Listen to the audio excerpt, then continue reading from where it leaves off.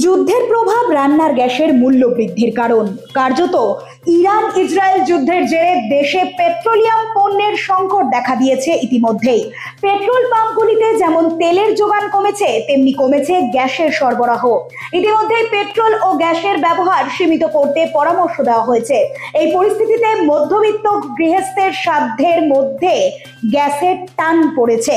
আন্তর্জাতিক বাজারে দাম বাড়ায় আমাদের দেশেও বাড়ানো হয়েছে গ্যাসের দাম, তার উপর যোগান কম। এই পরিস্থিতির মোকাবিলা করতে এবার সাবেক উনানে যে মধ্যবিত্ত রান্না করতে চায় তার প্রমাণ মিলল আধা শহর বাগনানে।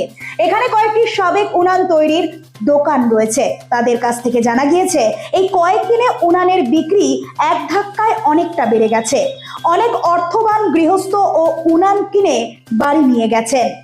পাইকারি বিক্রিও বেড়েছে। স্টিলের বালতিতে ছিদ্র করে শিকের মাধ্যমে এমন উনান তৈরির কাজ করা হচ্ছে, যাতে কয়লা ও কাঠ দিয়ে রান্না করা সম্ভব।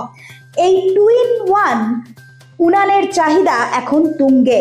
গ্যাস সংকটের মোকাবিলায় মধ্যবিত্ত গৃহস্থ তাই ফিরছে সাবেক উনানে, একথা বলাই যায়। খুব ভালো। কিরকম? ভালো বলতে আগের থেকে অনেক চাহিদা বেড়ে গেছে। কেন বাড়লো কেন? চাহিদা বাড়লে এই কারণে এখন ইন্ডিয়ানের যুদ্ধ লাগার পর থেকে গ্যাসের ক্রাইসিস হতেই জিনিসটার চাহিদাটা আরও বেড়ে গেল। প্রতিদিন কটা উনুন বিক্রি করেন? এখন মিনিমাম ধরে রাখুন দিনে 10-12টা, তারপর পাইকারি তো আছে। আর আগে কি বিক্রি হতো? আগে ওই সারাদিনে দুটো একটা এইরকম টাইপের।